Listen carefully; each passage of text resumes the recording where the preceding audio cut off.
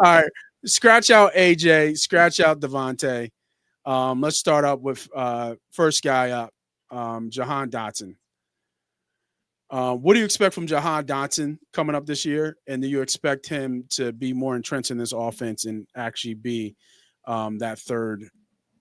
Well, I guess Goddard's there. Here's a great question. Do you think he overtakes Goddard as a number three option? No. It should be very clear that the third wide receiver is the fifth option in the offense, no matter what your name is. I don't care if you're Jerry Rice. You're going to be the fifth option in the offense. Money Pots. Hey guys, this is your favorite neighborhood gambler, Moss Money. Thanks for clicking on my video. If you're into gambling, if you're into winning money at gambling, hell, if you love talking Eagles, this is the channel and the videos for you. So go ahead, hit that subscribe button, hit that like button, tell a friend to tell a friend, and enjoy the shows. The main goal for the receiver behind A.J. Brown and Devonta Smith, and this is your starting receiver in 11 personnel. They played a lot of 12 personnel last year, but your starting receiver in 11 personnel is Jahan Dotson. Previously, it was Quez Watkins. This role garners what they call a track meet-like situation in which you're going to run a fuck ton and not get a lot of production coming your way. Dotson was going to get cut by the Commanders. We overpaid a good bit for him, and it's pretty well known around the league. Kind of got duped by, I'm not going to say we kind of got duped, but a division foe, threaten letting a player go to waivers, then you give up a third-round pick and some change for him for Dotson and a fifth. It doesn't look good going back on it, especially what's come out now from the Washington side of things. But Dotson's a good football player. I mean, I don't mind Dotson as a three at all. For this offense, he's absolutely perfect. I mean, this has been the best option that we've had at this position. It's not even close. He's the most talented receiver that has come through the wide receiver 3 position in Philadelphia. His competition would be Zach Pascal and Quez Watkins. Zach Pascal is a guy we're going to get to a little bit after this because he created a role in this offense that is substantial. But yeah, man, Dotson's he's still young. He's going to hit free agency after this year. I was about to say, is he still on his rookie contract, right? He's on the last year of his rookie deal this year. He's on the last year of his rookie deal. And they opted out of his first round, his 5th-year option. So this is 100% the last year of his deal with the Eagles. He will not be playing for Philadelphia after this year. So he is in a make or break contract this year, which means whatever he does for this team is to put on for free agency next season. So you don't think he's coming back at all? There's not a fart of chance Jahan Dotson plays for the Philadelphia Eagles next year because some team will want to pay him, $5 to $10 million. Okay. Yeah. They don't. The contract's coming up. It's over. He's not. It's not a me knowing something. This is a math. It just is what it is. Right. So therefore, his role will have to be re-upped in the next season. Where things get kinky is behind Dotson. Yep. And if Devonta or AJ were to go down, then Jahan would step up, and he has the ability to play X, flank, slot, whatever. If AJ goes down, Jahan would line up outside. He did so in the Week 18 game against the Giants, and it was all right. He made some good catches throughout the year. If there's one thing that I thought was kind of for sure is coming out of college, he was deemed to be pretty sure-handed. And at Washington, he had kind of a drop problem, but I thought in Philly, he did a really good job so far of anytime the ball rarely came to him, he caught it. Probably made his biggest catch in the Super Bowl, which everybody thought was a touchdown, but ended up resulting in a touchdown. I was so upset about that. Yeah, that was a tough one. I had money on him scoring first. Yeah, that was tough. Yeah, that was tough. It was literally half a yard. His knee dropped. Not even so that. I mean, it was so brutal. I was in my head. I'm like, it's the Super Bowl. Just give him the touchdown and give me my money. My argument is if it wasn't the Super Bowl, they would have let it count. Right, man. That's what I told myself. Just give him the touchdown and give me the money. But yeah, no, go ahead, continue. Behind Dotson, you said it gets kind of interesting. I know they're big. They want Anaya Smith to be good. Their 3rd round draft. I think it was. So he was a 5th-round pick of last year. If you look at the little number there, so it'll say like 5-24. Oh, the 5. Okay. Yeah. Yep. So then 6-24, that was from last year. So if you look at like Marshall and see it says LV-U, that's just unrestricted free agent via Las Vegas. Yep. So Ainias Smith, Johnny Wilson, they were the draft picks from last year. Let's start with Johnny Wilson because I think Johnny worked out with Jalen last offseason. We didn't see Ainias. He was doing some YouTube stuff and some other offseason work. But Johnny Wilson, the 6'6", I think like 228-pounder out of FSU, he was a unique commodity, but he worked with Jalen early and he took over what we call is the bruiser role on the Philadelphia Eagles. And the bruiser role at wide receiver was first deemed by Zach Pascal. I don't know if anybody remembers him. He now plays for the Cardinals. But this is your dirty work receiver. So this is the guy that when you go 12, you most likely pull AJ or Devonta, whoever wants to snap off, and you throw Johnny out there and you tell him to just maul the man in front of you. And he's doing more blocking than he is receiving. Now, he had a ton of penalties last year. So, I mean, a lot of blocking, a lot of holdings. But receiving was subpar. However, I believe he is safe this year. I think they want to develop him in that role. I think there's a possible future for him with a conversion at tight end, but we'll get to that down the road. But I think Johnny Wilson is a safe number 4 in the bruiser role for the Eagles, which, like I said, has been established in roles prior by Zach Pascal. When Quez was the primary 3, there was a couple of guys that got in there, but Zach Pascal was the guy that really invented the role. We touch on Ainias Smith here. Ainias Smith is a guy I was very, very high on coming out of college. 5th-round pick at Texas A&M. This is a kid that is a small, compact build. He was a primary returner in college as well as slot receiver. And that's almost kind of his biggest weakness right now is the fact that all he brings to the team is slot and return ability. So, as you know, Nate, when he goes into camp next Tuesday, he's really just competing for a backup slot job and a return job. And those jobs kind of carry themselves together in a sense, because if you're playing that 5th receiver role, you kind of need to bring something to special teams. And I say kind of lightly, you have to bring something to special teams. And Ainias is not a primary gunner. He's not. He doesn't offer any of that. This kid is a slot receiver, punt returner mainly, and he's got some serious competition.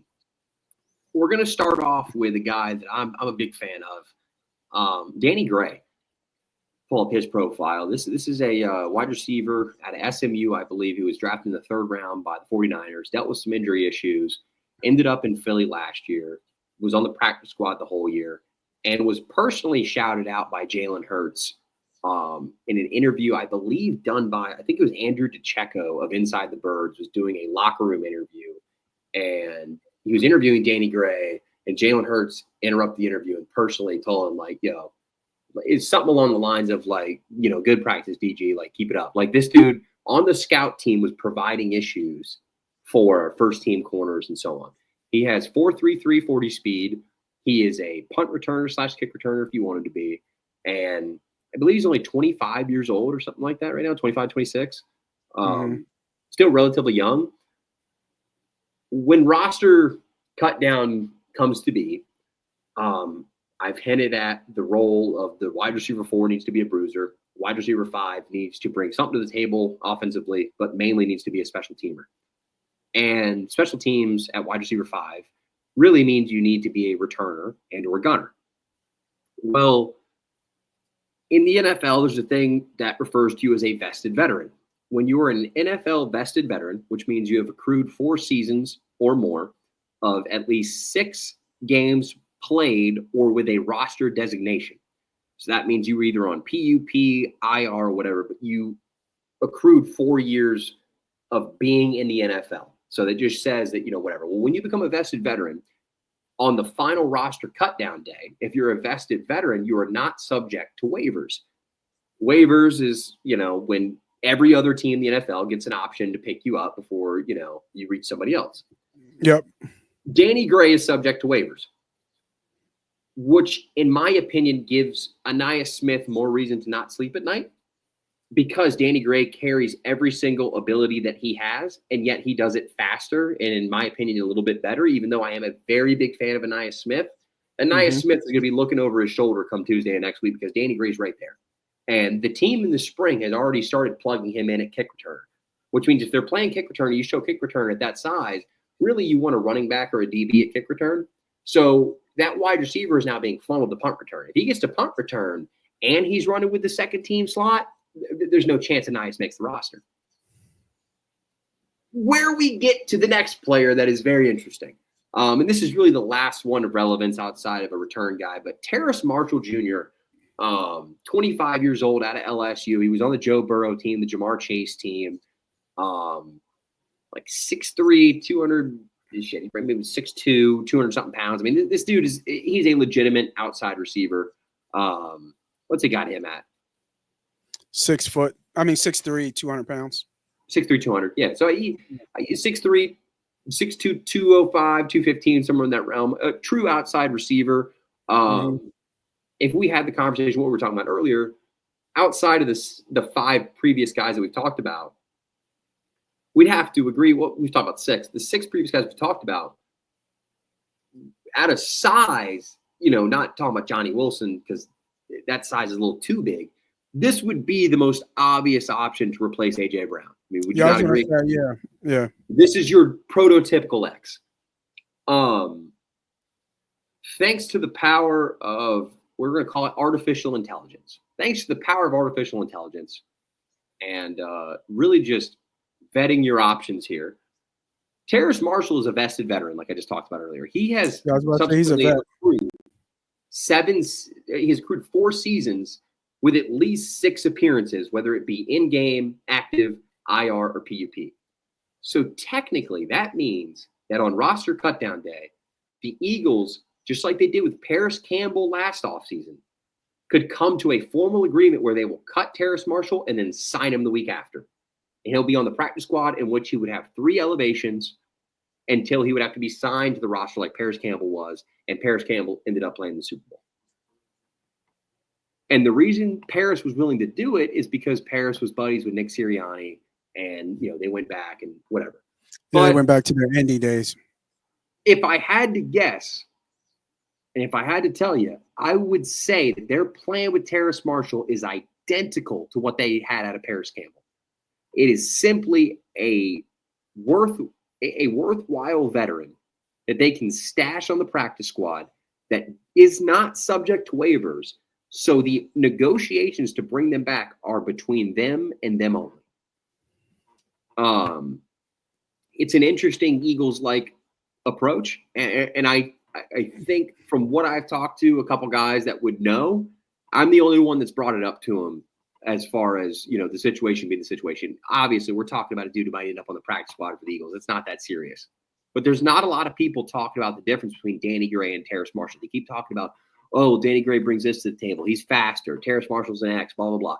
There's only one thing that matters. Danny Gray is not a vested veteran and is subject to waivers. Terrace Marshall is a vested veteran and can sign with any team he wants after he's cut. Mm-hmm. That could be the Cowboys because you're pissed off, or you go right back to the Eagles where you already have a prearranged agreement. Do you think they keep 6? I think Avery Williams is going to make the roster regardless. Now, where they place him, I don't know. They have him listed as a wide receiver, in which case I think they keep 6. But he's played at running back. He's played at cornerback. Yeah. He could also be listed as a return specialist only. That's another player that Ainias Smith and Danny Gray are worried about. And Nick Sirianni spoke very highly of Avery Williams at the NFL owners meetings earlier this year. So those are the 9 receivers to worry about in Philadelphia. Avery was he's just a gadget guy, special teamer. He's a really good returner. Yeah, I was about to say he's a decent returner. During the spring, though, he didn't practice at all due to an undisclosed injury. So, yeah, I think I did see that. That he didn't practice at all. He's a guy that could make the team. I think he's a lock just based on the way that they've talked about him. Now, where they fit him in is where they fit him in. But he's in the wide receiver conversation. Sure. I mean, you could see them slotting him in at 6, but understand his role is strictly special teams and maybe some gadget offensive plays. But yeah, I mean, Avery's a very interesting player that fans need to kind of keep an eye on through the offseason. So with this all looking at, I mean, we have, was that 12 receivers? Yeah. On this list. Who is your receiver 5, in your opinion? I'm gonna go with Danny Gray. And I think that's more or less I want to see Anaya Smith win it out, but I just don't think he will. I think it's going to be Brown, Smith, Dotson, Wilson, Gray, and then wherever they slot Williams. I think Williams kind of comes into play there. Now, mind you, this is with Terrace Marshall on the practice squad. So if something were to happen to AJ or whatever, they could call him up for 3 games and then would have to cut somebody to bring him to the roster. Yeah, I agree. It's easier for a team like Philadelphia to sell that to a player than it is for a team like, let's say, the Carolina Panthers, because you're offering, if you're on the practice squad at any point during the year, you get a ring. So you're offering a ring to somebody. You know what I mean? Like it's a different role. And then the fact that Paris played in the game last year, I mean, what else can you ask for? I mean, the dude got snaps in the big one. Like, he might have rode the pine all year and filled in when he had to fill into, but there's clearly a role for that player. Absolutely. Yeah, I mean, I think I think we did this with running back as we kind of get close to closing out. The question is, what do they have behind, those stars? If one of those stars go down, thankful enough, we're fortunate enough, we do have that kind of 1B. But behind that, right, you're going to need some players to really step up. And looking at this roster, obviously, from the receiver room, AJ goes down, Smitty becomes your X, or do they move Smitty to X, right? Absolutely. Dotson would play the X initially. Dotson would play the X, and Smitty would play a move. Smitty's always your move. Smitty's always going to be able to. He will get snaps at X, but it's a 1-2-3 kind of thing with him and AJ. Yeah, that makes sense. But Smitty is the most movable out of them. I mean, he could line up anywhere. You know what I mean? He's got that. So we said AJ, because AJ does have a little bit of injury history. AJ goes down. Yeah. It's going to be Dotson, Smitty, and then who's your 3? I think the biggest one was like the Saints game where they didn't have either or, and then they didn't have AJ to start, and then Smith got hurt. He got hurt, when he got clipped. And then you look at Goddard. That becomes your I knew Goddard. Yeah, that's I was trying to stay in the receiver room. I knew Goddard. But when it comes to the receiver room, I think that ideally, let's say they were able to go into the game and knowing that they had to call up a guy like a Terrace Marshall or something. I think Dotson's going to be your X. Let's say Smith is able to play. That'd be your primary slot. Also your move Z. And I think they would actually move to a heavier 12. I don't think they would bring the third receiver into the option. Yeah. If he was that guy, it would be Johnny Wilson in that Mauler role as the blocking guy. And I think you're starting to see how they do things, because when they're 11, they're 11. But when they're 12, are they really 12? You know what I mean? Like they have that flexibility. Yeah, it's multi-positionality is a weird way to say it, but they have a lot of flexibility, like you said, within the way they can structure their personnel. Yeah. And I think that's what they look for more than anything, is the